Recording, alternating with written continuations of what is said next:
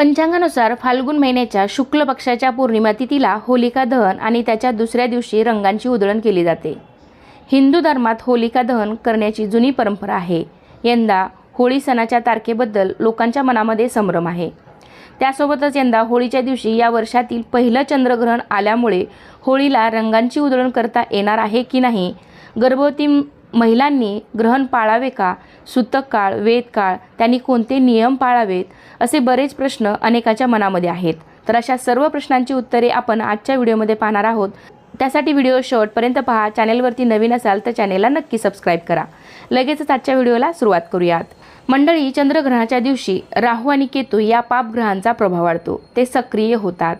चंद्रग्रहण ही खगोलशास्त्रीय घटना असली तरी ज्योतिषशास्त्रात सुद्धा त्याला अनन्यसाधारण असे महत्त्व आहे।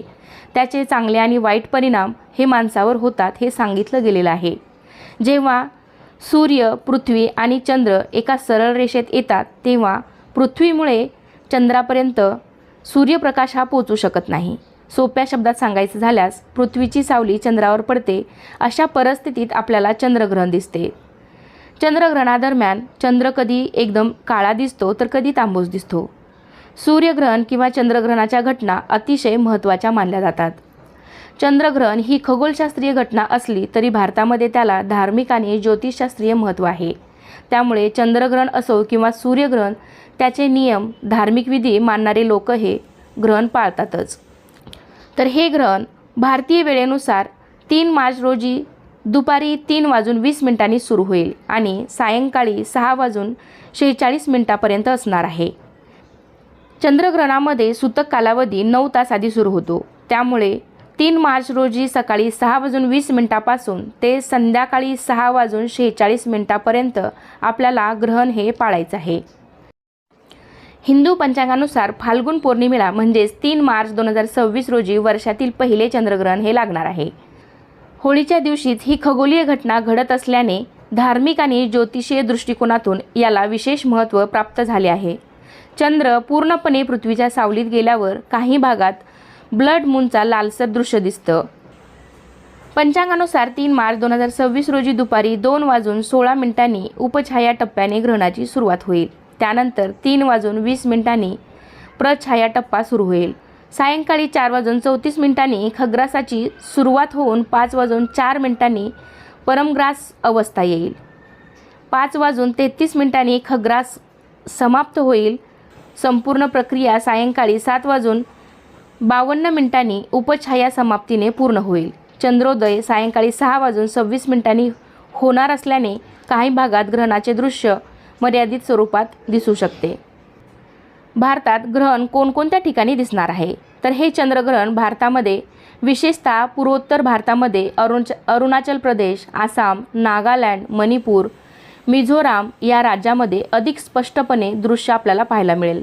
तसेच कोलकाता, गुवाहाटी, इटानगर, आइजोल या शहरामध्ये ग्रहणाचा प्रभाव अधिक जाणवेल। तसेच दिल्ली, मुंबई, बंगळुरू, चेन्नई, लखनौ, जयपूर येथे हे ग्रहण आंशिक स्वरूपात दिसण्याची शक्यता आहे। त्यामुळे देशातील बहुतांश भागात धार्मिक नियमांचे पालन केलं जाणार आहे। तसेच जगभरातून अनेक ठिकाणून हे ग्रहण दिसणार आहे।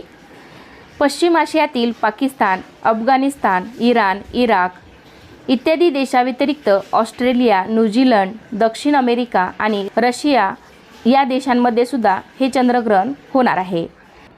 चंद्रग्रहणानंतर गंगा स्नान करावे। जर तुम्हाला गंगा नदी स्नान करता येत नसेल तर घरातही अंघोळीच्या पाण्यामध्ये काही थेंब टाकावे, घरामध्ये गोमूत्र शिंपडावे। तर सर्वात महत्त्वाची गोष्ट म्हणजे हे चंद्रग्रहण भारतात दिसणार आहे, त्यामुळे सूतक काळ, वेळ, नियम हे सर्व पाळण्याची गरज आहे। विशेषतः गर्भवती महिलांनी हे ग्रहण पाळणं आवश्यक आहे। पण ज्योतिषशास्त्रानुसार गर्भवतींनी त्यांच्या आरोग्याची काळजी घ्यायला हवी, मन शांत ठेवावं। मंडळी, चंद्रग्रहणाच्या दिवशी राहू आणि केतू या पापग्रहांचा प्रभाव वाढतो, ते सक्रिय होतात। चंद्रग्रहण ही खगोलशास्त्रीय घटना असली तरी ज्योतिषशास्त्रात सुद्धा त्याला अनन्यसाधारण असे महत्त्व आहे। त्याचे चांगले वाईट परिणाम माणसावर होतात हे सांगितलं गेलेलं आहे। या काळात निसर्गात होणाऱ्या बदलांचा मनुष्याच्या शरीरावर परिणाम होत असतो। त्यात गर्भवती स्त्रिया या 2 जीवांचा सांभाळ करत असतात। बाह्य स्थितीत त्यांच्या मनावर त्याचा परिणाम होऊ शकतो। म्हणून गर्भवती महिलांनी विशेष काळजी घ्यावी असं ज्योतिषशास्त्रात सांगितलं गेलेलं आहे. मंडळी, चंद्रग्रहणाचा मनुष्याच्या जीवनावर का परिणाम होतो? तर सगळ्यात महत्त्वाचं, चंद्र हाच मुळी आपल्या मनाचा कारक आहे असं ज्योतिषशास्त्र सांगतं. जसा चंद्राचा समुद्राच्या पाण्यावर परिणाम होतो तसाच मनुष्याच्या मनावर सुद्धा होतो. चंद्राच्या कलेनुसार समुद्राला भरती ओहोट येते, बरोबर ना? मनुष्याच्या शरीरात तर 70% पाणी आहे. मग चंद्राचा परिणाम मनुष्याच्या शरीरावर होतच असणार यात काही शंका नाही. आणि म्हणूनच चंद्रग्रहण काळामध्ये ध्यान, जप, साधना करायला सांगितली जाते, जेणेकरून मन शांत राहील, मनात अस्वस्थता येणार नाही, मन निरोगी राहील. आणि हो, मनाला प्रसन्न करण्यासाठीच तर आपल्याकडे प्रत्येक महिन्यात कोणता ना कोणता सणवार हा येतच असतो. मंडळी, धार्मिक दृष्टिकोनातून ग्रहणाची घटना शुभ मानली जात नाही. जर तुम्ही धार्मिक गोष्टीवर विश्वास ठेवत असाल तर तुम्ही याचं पालन नक्कीच करू शकता. असं मानलं जातं की ग्रहणाच्या वेळी काही विशेष गोष्टींची काळजी घेतली तर कुटुंबाच्या आणि व्यक्तीच्या जीवनावर त्याचा वाईट परिणाम होत नाही. धार्मिक मान्यतेनुसार चंद्रग्रहणादरम्यान घराबाहेर पडू नये.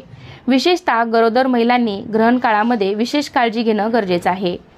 ज्योतिषशास्त्रानुसार ग्रहण काळात व्यक्तीच्या आजूबाजूच्या प्रत्येक गोष्टीवर परिणाम होतो, ज्याचा व्यक्तीच्या जीवनावर नक्कीच चांगला किंवा वाईट परिणाम होतो. हे टाळण्यासाठी ज्योतिषशास्त्रातही अनेक नियम सांगण्यात आलेले आहेत. अशा परिस्थितीत गर्भवती महिलांना या काळात काही खास गोष्टींची काळजी घेण्याचा सल्ला दिला जातो. असे मानले जाते की चंद्रग्रहण काळात गर्भवती महिलांनी कोणतेही विशेष काम करू नये. असे केल्याने न जन्मलेल्या बाळावर वाईट परिणाम होतो.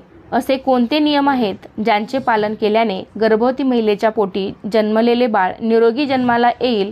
तर ते नियम आपण यापुढे जाणून घेऊया. तर सर्वात पहिला नियम असा आहे, तीक्ष्ण वस्तू.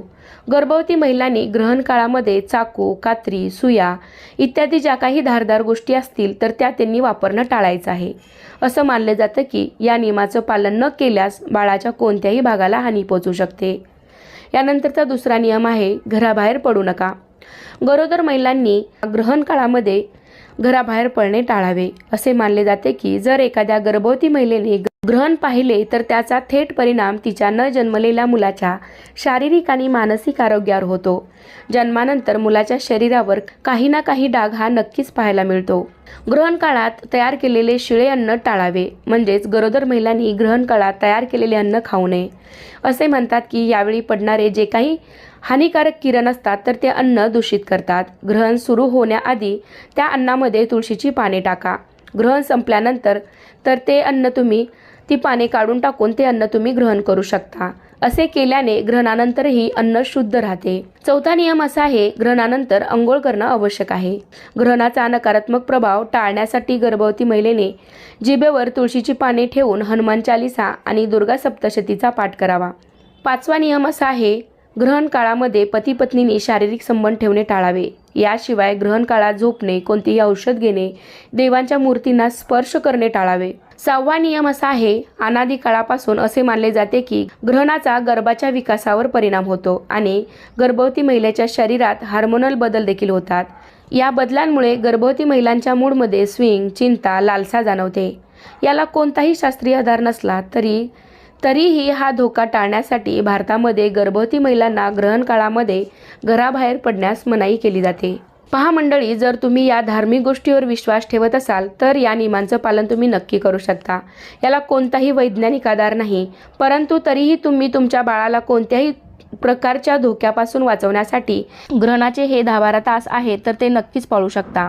ग्रहण ही एक खगोलशास्त्रीय घटना आहे आणि ग्रहणामुळे तुमच्या बाळावर किंवा तुमच्यावर विपरीत परिणाम होईल असं बिलकुल नाही. फक्त मोठ्यांचं ऐकण्याचा आणि आपल्याला समाधान मिळावं, पूर्वापारपासून या सगळ्या चालीरीती, परंपरा, रूढी या आपल्याकडे चालत आलेल्या आहेत.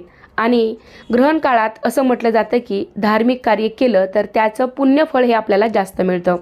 त्यामुळे ग्रहण काळामध्ये तुम्ही जप, मंत्र, अनुष्ठान, हनुमान चालीसा, दुर्गा सप्तशती पाठ, गणपती अथर्वशीर्ष अशा सगळ्या गोष्टी करणं महत्त्वाच्या मानल्या जातात. तर या सर्व गोष्टी केल्यामुळे तुम्हाला मनाची शांती देखील मिळेल आणि मनात जी काही थोडीशी भीती असेल तर ती देखील दूर होईल. हे ग्रहण पाळावं की नाही, प्रत्येकाची वैयक्तिक बाब आहे. तरीसुद्धा आपल्या भारतीय संस्कृतीत कोणतंही ग्रहण असलं तर ते पाळलं जातं. मोठ्यांनी आपल्यावर तसे संस्कार केलेले आहेत, म्हणून फक्त मोठ्यांचं ऐकल्याचं आपल्याला समाधान मिळावं, कुठलीही शंका कुशंका मनामध्ये राहू नये यासाठी ग्रहण कालावधीमध्ये तुम्ही धार्मिक पठण हे नक्की करू शकता. काही गोष्टी तुम्हाला जेवढ्या शक्य असतील तर तेवढ्या तुम्ही पाळू शकता, तितक्या तुम्ही या गोष्टी पाळू शकता. परंतु अगदी टॉयलेटला न जाणं, बाथरूमला न जाणं, जेवण न करणं या गोष्टी तुम्ही टाळायच्या आहेत. हा व्हिडिओ तुम्हाला आवडला असेल तर व्हिडिओला लाईक करा, तुमच्या फ्रेंड फॅमिलीमध्ये शेअर करायला विसरू नका आणि असे छान छान माहितीपूर्ण व्हिडिओ पाहण्यासाठी आजच चॅनेललासुद्धा नक्की सबस्क्राईब करा. अजूनही काही शंका किंवा तुमच्या काही कमेंट्स असतील तर मला कमेंटद्वारे नक्की विचारू शकता. चला तर पुन्हा भेटूया अशाच एका छानशानी माहितीपूर्ण व्हिडिओमध्ये.